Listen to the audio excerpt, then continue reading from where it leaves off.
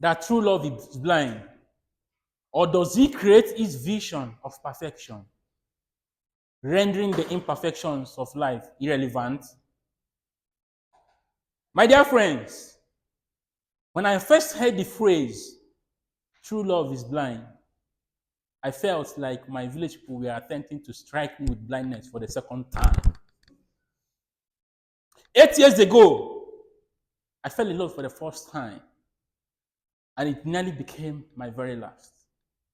It was with my dream woman, the one I wish to spend the rest of my life with. Her name was Amaka. She was intelligent, very expressive, and exceptionally beautiful. Everything about our relationship seemed perfect, except one thing. Amaka couldn't look at me beyond my physical condition.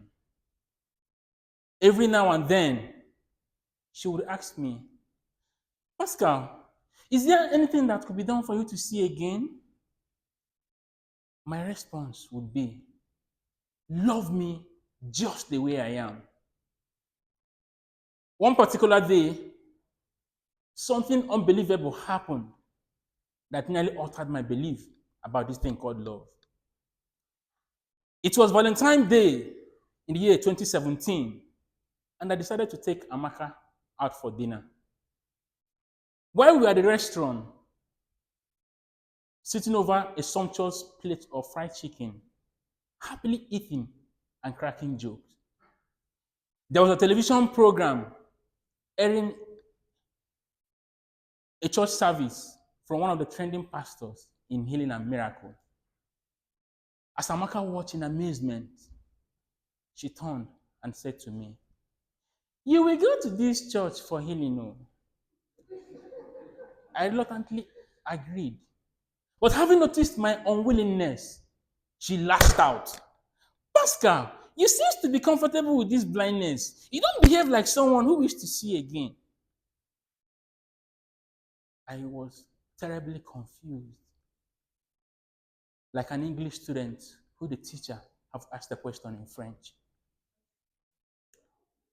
When I got home that evening, my phone beeped.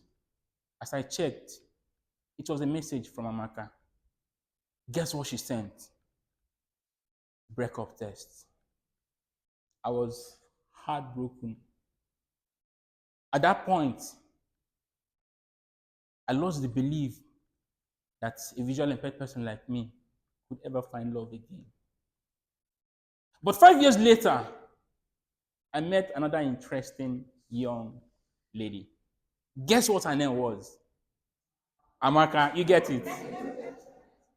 She was pretty, caring, and was madly in love with me. But there was a very big problem. No single member of her family was in support of our relationship.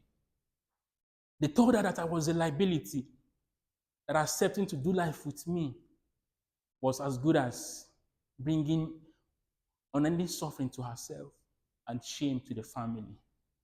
Interestingly, Amaka was not having any of the negative postulation. A day came, she visited me at home. Her father got a wind of it. When she returned home, she was beaten mercilessly. That evening, as she called me on phone to inform me about what had happened, tears welled up in my blind eyes as I concluded in my mind that our relationship was over. But what amazed me the most, and will forever be a pleasant surprise, was her action thereafter. The next morning, I had a gentle knock on my door. My heart skipped as I was wondering who could be in search of me at this early hour. As I slowly opened the door, my fears melted away. Standing before me with a radiant smile was Amaka, my love. When we stepped in, she narrated the heartbreaking ordeal she experienced in her father's hands, all because of me.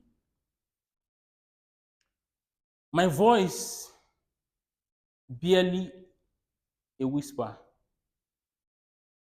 I asked, Amaka, how do you feel facing all this ridicule?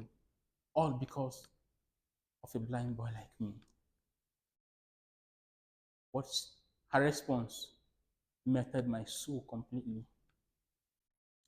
You are unique, not blind. The only thing blind between us is the love we share together. Because it sees beyond the physical and speaks directly to the heart. Despite the criticism, Amaka stood firm, loving me unconditionally. She made me to realize that indeed true love is blind. True love is blind because it is the only thing that sees the beauty in our scars. It doesn't count flaws and imperfections. Rather, it focuses on the beauty and strength that lies within. To all of you who believe that true love is blind in the world filled with stereotype and prejudice, you are the beacon of hope. Keep shining and keep loving. The contest chair.